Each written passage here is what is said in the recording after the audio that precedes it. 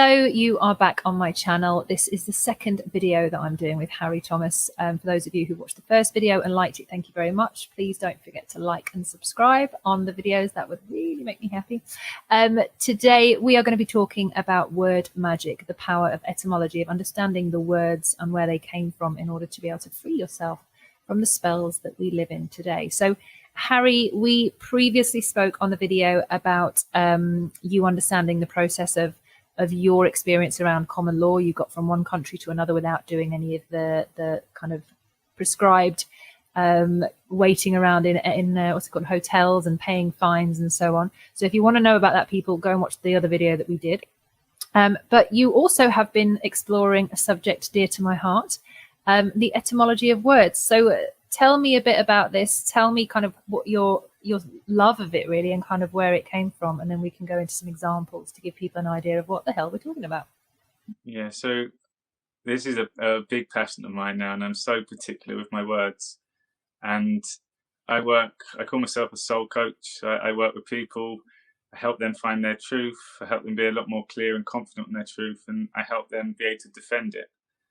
And with that, it all starts from the thoughts that we think.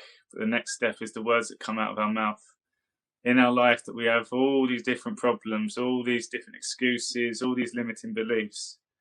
If we just change the first point, the initial words, the way that we instruct our body, all of that would be irrelevant. So when I work with clients, there is excuses all the time. I'm from the fitness industry. I don't have time to go to the gym. I can't track my calories. I can't do this. I can't do that. So even just the word can't, it's a wishy-washy word. If you really want something, there is always a way. I don't have the money. Well, have you asked someone to help you then? If you're that clear on your product, someone's going to buy into it. And so it all ties back. We've heard the phrase before, return to source. You always have a choice when you become aware. And that's what I really help people do in their lives, is bring awareness. So it initially started, there was 2 points to it. First, both from my parents actually. 4 years ago, I started doing videos nervously, and I didn't really want to get my videos out there, but I had to in terms of moving on within the fitness career. And I remember doing a video, and I got all the way through, 18 minutes through, and I said to my mum, great video. She's like, oh, you say all the time. I didn't realize, I watched it back and it was awful. Every other sentence, and if I wanted to go on to be a public speaker, like, that had to change. So because she made me aware of it, every single time I started, I'd have to notice. And you notice now when I'm in flow, there's rarely ever that. And it's an indecisiveness. We rush to get things out of our mouth because of that silence that we're not used to. Now it's just take a breath, pause, and it comes out effortless. And the decisions that we make in life, again, if we just took that breath first, we're not led by our ego. And that's why I say soul coach. It's then a soulful word that comes out of your mouth. It's a soulful choice. And it's truth. So that was the first part. The second part, I was still writing for my website, and I couldn't get my messaging out in words. And again, I reached out to my parents, and we went through it all. We were going word by word, and there were so many negative words in there. And there's in the English language, there's always an opposite word. Every word has a positive and negative. So it's like, right, we'll flip never to always, and can't to will. There was always an alternative. And as we went through it all, it's like, wow, this sounds so much more positive. So I've become aware of the words based on looking at ones individually. And then I just started paying attention to the words and the influence it had on our body. So words are a vibration, it's a noise. And I've been studying a thing called epigenetics, which effectively you could take one cell out of the body, and that cell has all the information about you. And you can change the expression of any cell. It's like every cell has their own brain. So if it's the vibrations, we've got positive, negative words, but you can then turn that into music. Is that positive or negative? There's a vibration. So it's not the meaning of the words, it's the noise that comes out of your mouth. And the instant changes working with clients, and you've heard the words affirmation. when we say these powerful words, it's not just what it means, is your body's responding to it. You have more energy, you feel happier. And then I just got really obsessed with it. I went down a rabbit hole of words, and I can now read people like a book just by the words coming out of their mouth. If I'm working with someone who's selling something to me, if they're using the words like try, maybe, hopefully, they're not confident on their product. So it will, and that's it. And then I'll try to break it down. So I start with the two most powerful words. I am. And so much people have negativity coming into their life. And again, when you want to get better, the first bit of advice we'd say anyone, have more positivity around you. One being turn that news off. But the second one would be the words coming out. It's like, I can't, I don't want to, it's too hard. I'm not sure. Not sure. Yeah, there's loads of it. And if you then look at each individual word from a negative person, and the best place to go and find that is on cancer healing Facebook groups. It's really, really interesting because I do a lot of work with cancer people. So I'm obviously in the communities, and someone had put a post up, and they're suffering. They're in pain, but look at the responses from everyone else. Don't give up. Don't give in. Like, it's literally don't. And imagine if we're vibrating on the frequency of negativity. Amongst the noise of these words, you're only picking up on the negative ones. So this is the really powerful bit. If you just close your eyes for me and I show you the power of words. Don't think of the tiger. Don't think of the tiger. The tiger's the only thing you think of. Don't forget. Don't give up. Don't give in. You're literally saying the things that you don't want to happen. So what you put out there comes back. If you want something, and this is another thing, most people don't know what they want. They know what they don't want, and that person's not doing that, and they're not doing this. Flip it. What are they doing? Same for you. Oh, I can't do this. I can't. Okay, flip it. What would you want then? You've got a magic wand. What would you want? So you're reinforcing the future, which should then bring you present now. So come back into I am. You wake up in the morning and say, how are you? Common responses at work with your colleagues. Oh, I'm tired. I'm stressed. I'm hungover. I'm busy. That's what you become. The I am is so powerful that whatever comes after it becomes your truth. And I'll give you an example where it hit me. I'm learning Portuguese at the moment. Are you? Yeah, well, I lived in Brazil, didn't I? So yeah, of course. You know, I lived in Ibiza and didn't learn Spanish, but you know, that's just separating us there. How you're showing me up now on my own show. Go for it. So there's a few things that I picked up from learning another language. The first thing I realised that there's over 100 words in the English language for deception on its own. So that says something. Yeah. So I was doing a lesson, and one of the things she got me to say was, I am scared. And I was in flow this whole session. Like, everything was coming together. And I said, I am scared. And I'm telling you, within seconds, I froze. I could not get my words out. I completely panicked. And I realized it because I reaffirmed that. And you can say it's woo-woo or not. Like, literally, as soon as I changed that, I went straight back into flow again. And if you realize how many times you say I am that comes after throughout the day, you're just reinforcing this subconsciously. Your body's like, tired. Okay, let's be tired. Stressed. Let's be stressed. We do it. So I call yourself the commander. Your body's your soldiers. The second part to I am is the numbers that we say. So listen to the deception. How old are you? The person straight away is just accepting this oldness. What's the opposite of old? How young are you? We never ask that one. What comes after? I am.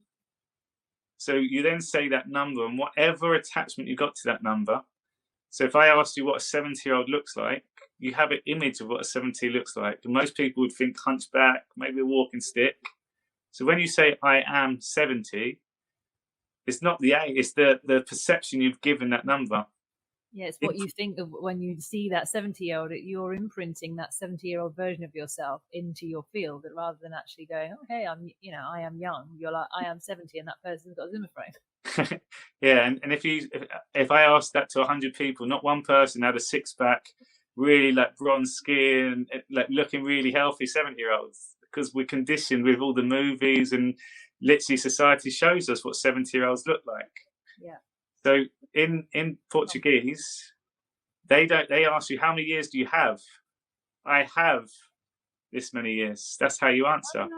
I have 26 plus VAT is what I keep saying. So for all of my friends that know this, even one of my my investors for the business got me 2 cards this year. One was number 2, one was number 6, and I have them on the windowsill. So I have understood the power of words. Obviously, for a long time, I had the water company years ago, and I understood the work of Masaru Emoto and looked at the power of words, vibrations, and the etymology of things. And it's nice to know that Harry's on this path too. And I decided 3 years ago, so I'm on my 3rd year of this, and it'll be my 4th next year, but I have been saying I'm 26. And because I kept getting in different taxis when I was living in London and Ubers and stuff, and they'd be like, how old are you? And I'd start talking to the taxi drivers, and I'd always say, how old do you think I am? And they all said 26. And it, you know, there was a good amount of taxi drivers on this. So I'm thinking, I must look 26. So I'm going to take that and I'm going to imprint that. And it's not because I'm scared of getting old. It's not because I've got any resistance to growing. Like the more I grow every single day, I feel I get better and better and better. So I don't have any fear of the rest of my life. I'm not fearing that I'm getting old. But if I can also imprint to myself and my body and my field that I am 26, I will look younger. I will be young. And I'm seeing so many people who are saying, Nat, you look like you're reversing age. What the hell's going on? I'm also taking like a natural collagen, like MSM as well, the organic sulfur, which really does help you from the inside out. So I'm doing the things to keep me young because I want to have the best time I can whilst I'm here. And I don't feel that I need to, I'm not lying. I always joke and I was saying, 26 plus VAT. And then people sit there and do the maths in their head. They're like, oh, what does that make her? They've got no idea. And I always just wink and I kind of let them think whatever. But I'm not in denial. I'm just literally sat here thinking, well, why not give it a try? Everybody else is buying creams and getting Botox. And I'm like, I don't want to do that. I want to just see if it actually works energetically. So we'll see if, when I turn 50, how I look. And if I look 26, I'll be very happy with myself. It guarantee will work though. And this is the thing is once you're aware of it, it's only your choice to say it or not. Exactly. And everybody else now says, oh, are you 26 again this year? And I'm like, yeah. When are you getting to 27? I'm like, I'm not. Why would you even ask that question? It's never going to happen. But it's now everybody around me jokes with me. It's our joke that I am 26 and everybody else abides by it. So my entire, I don't ask people to have that joke. I don't remind them all the time. It's they've adopted that joke with me and they now use it. And, even they'll say I'm 26 and they'll find themselves being like, oh, So it affects people around you. So I just think choose an age you really want to stick at. You can get, when people always say, oh, I wish I had the body when I was younger and the wisdom that I've got now. I want to do that like physically. I want to have the body with your help, actually, Harry. I think I need you to train me. But the body of a 26-year-old and the mind, of a good 50-year-old that's lived a little, that combination, I can't see why you'd not want a future like that. Well, I'll pull Nat up on this as well. So this is another thing. I want a body of. Change want to win. I will have a body. When Elle McPherson. I have a body. Like you don't have a body. Oh, I'm 26. I've got a body 26 now. See, this is good. I'm learning. Willing to learn. The humble pie. Keep teaching me, Harry.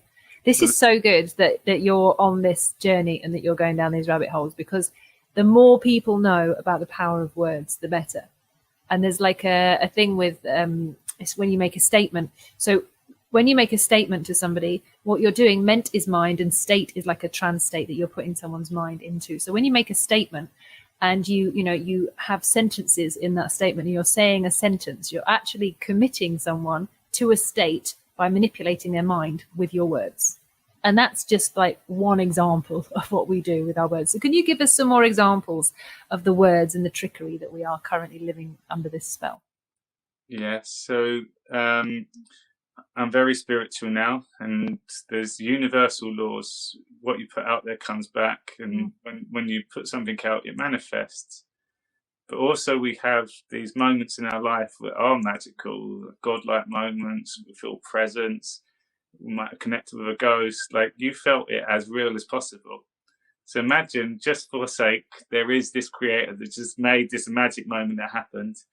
And you say, God, that was so unreal. That was unbelievable. That was mad. that was crazy. That was sick. These are all words that deny your experience, but you experienced it every time.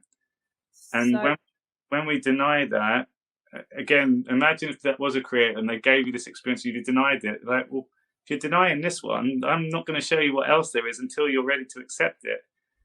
And it's funny yeah. that when you then start like believing this, I know it now because I ask for something and I see a sign or I see and I've got examples of it which cannot be explained.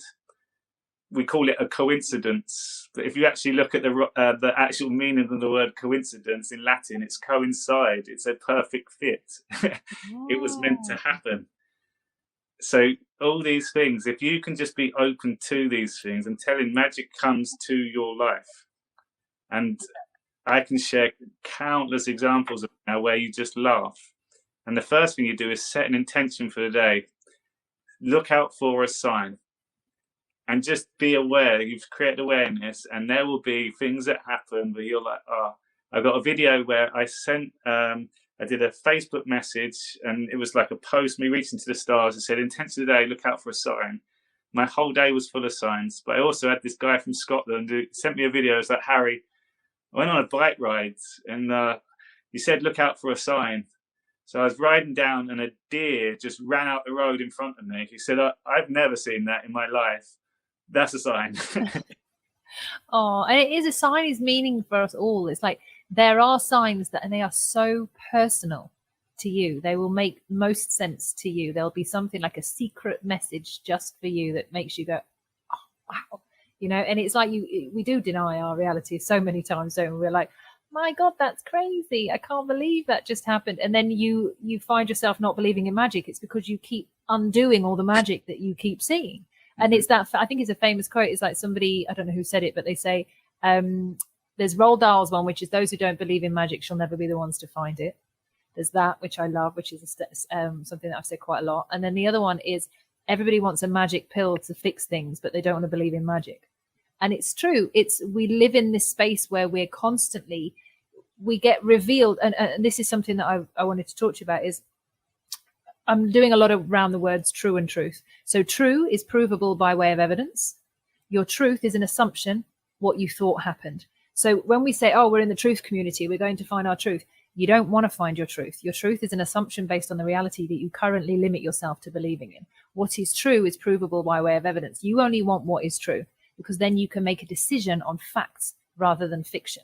So we all keep ourselves in this truth community going, and everybody's like searching for truth, and we're confusing ourselves, and that's why everybody's so stressed. But if we all said, do you know what?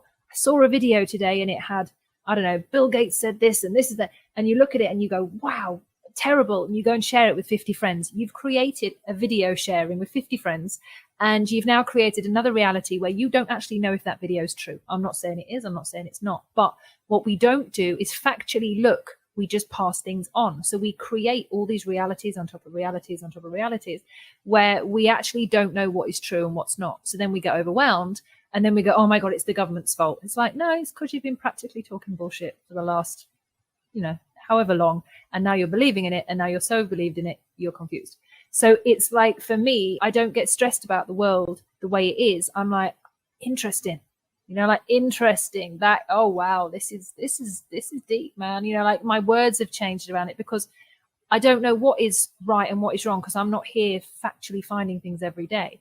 But before I share something, I'll only share it with one or two people because it might be relevant to a conversation we've had about something else. I'm not mass sharing and, sending things because I'll be creating the reality that I do not want to see. The sick stuff that's being sent around is not something I want to share and put into someone's day. Mm-hmm. I've got a really good thing just to really reinforce that. And this is another thing as well. So if someone shares you something, that's their opinion, that's a thought, it's a concept, it's a theory. Every experience you have in your life is through your senses, your 5 senses: feel, sight, hear, touch, smell. Your thoughts are not your senses, so they don't give you your experience. So it's when you feel something. So when we do have that moment of energy and you felt it, no one can ever argue with how you feel. They can disagree with your thoughts. They can have their own opinion. And this is where it comes back to speaking your truth. When you've had that experience, people can deny it all the time, but you felt it. It was there. So that's the thing to be confident on. And again, when you get in confrontations with people, what do you think about that? Well, I can tell you what it made me feel. They can't argue. So I encourage people to detach from thoughts, because we do get caught up in our thoughts, in our head, but actually tap into the feelings, and that is your real experience. And it's a lot easier to make your decisions then based on that, because it is only from your inside. Yeah. There's a big thing at the moment as well, is, you know, our thinking isn't something that we can rely on. The only thing we can rely on about our thoughts is that they'll always happen. But there's a big myth where people, especially largely in the spiritual community, or just people who are waking up, saying, oh, the idea of meditation is to quieten the mind and to get rid of the thoughts. And it's like, no, that's not meditation. All you're doing is allowing yourself to notice the space in between the thoughts. And when you concentrate on that magical space of awareness in between the thoughts, it gets a little bit bigger each time, and it allows you to see things as they really are. It's not for us to stop our minds. It's just for us to notice the space where my words come from. They come out of somewhere. So do your thoughts. Like, there's this little gap of awareness that strings us all together, that we're all connected to. But when we're not aware of that and we're trying to stop our thoughts, that's where we get resistance and say, oh, I can't meditate. You know, they use your language that you're talking about. I can't meditate. It's not working. And it's because you're not actually focusing on what needs to happen, which is just notice the silence. Become the observer. Exactly. Just become the witness. So, Harry, we've gone into a little bit of word magic, and before we touched on your fabulous superhero skills of breaking through borders. What's next for you? What are you up to? What can people find out about you? What can they do? Where can they go to hear more? Well, I'm going to put the first thing out there. My ultimate goal is to sell out the Royal Albert Hall and to deliver one of my unique experiences. It's called Think Future Feel Now. So again, same concept. Observe the thoughts in the future, but feel every moment of it right now. And I'm loving it. And so that's my ultimate goal. Right now, I've definitely opened up a can of new people. So I want to serve, I want to travel, I want to share, and I just want to connect with as many people as I can. And amongst the darkness that there is all there, I want to show that there is ways that we can be happy. So it's to almost kind of be that one in front and creating a plan, my plan, but people can come along with a ride and do their own journey within that. So that's kind of my next stage, and I'd like to get back out to Brazil as soon as I can. So I'm working quite hard over the next few weeks, but I will make that happen. I love it. And obviously, for those people who've never seen you before and don't know any of your background, can you just give us we should have done this at the beginning, but we're just mates chatting. So just give us a little synopsis of the past kind of 10 years, just so people can understand where you've come from. Yeah, so originally from the health and fitness industry. I've been a personal trainer for 16 years. I opened a company called Number One Fitness 12 years ago. In 2009, we opened 2 successful personal training studios within London. Met the lovely Nat during that process. Yeah. Built up a team of, we had about 32 members of staff at one point. So I learned a lot about life, business, people, management. I can safely say that I've experienced a lot of job roles, and within that's helped me be a better person. Set up an education company as well, so we actually delivered the personal trainer qualification, and really, I think, made a big difference within the new PTs coming into the industry. Great reputation, loved helping people based on our experience. But in the mix of all that, I set up 2 side businesses. I thought business was easy, had the entrepreneur lifestyle. I got done for fraud massively on one. I had another guy steal a lot of money on the other. And I literally got myself into a dark place. I've used the word dark quite a lot today. I had a breakdown. I lived 2 lives. I was health and fitness, ate well, trained well, but I partied hard, drugs, alcohol, and just escaped from not dealing with the things that were stressing me. I had a breakdown on a wedding in Cyprus with some friends. It was like a school reunion. That was the first turning point in my life. Come back, found meditation, Deepak Chopra, put me on a journey, but still going out partying. And then I got myself in a lot of trouble. Over a period of 18 months, I got myself arrested 3 times. Drunken, didn't remember. I was not aggressive, not angry, but just just a terror. And the last, I didn't actually know these 3 arrests. I must have been in Ibiza then. What the hell happened to you? I'm so glad I've asked this question. yeah, Texas, the first one UK, and the last one.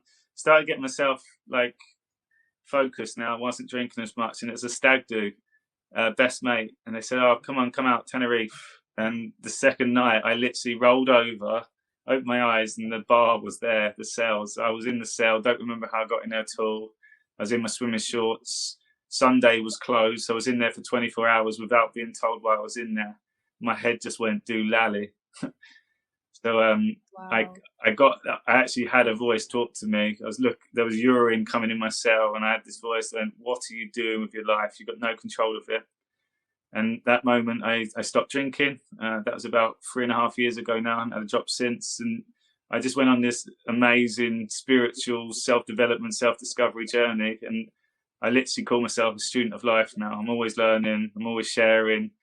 I got a life coach during that process as well, and it changed my life very quickly.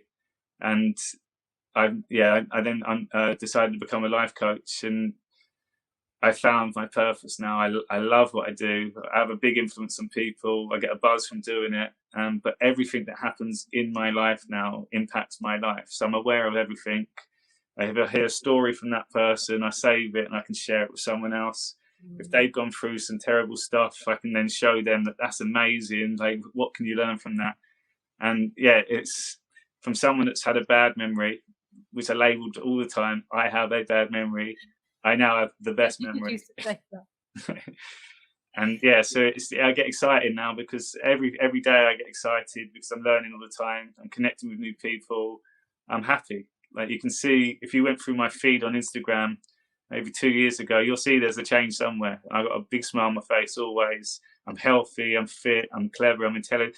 I say all these things to myself, but I do it from a place of love that Nat mentioned before. And I think if you keep reminding yourself that question, literally every opportunity, what would love do right now, then you only can win. Yeah, totally. And seeing your massive transformation, you know, from the very start, when I used to be at the gym, and seeing you now, I am so proud of you. And I am, you know, I'm a massive fan of what you're doing right now. You're standing up for what you believe in. It might make people feel uncomfortable, it might make people feel vulnerable. That is only because they have not taken the same steps in their own life in the same way.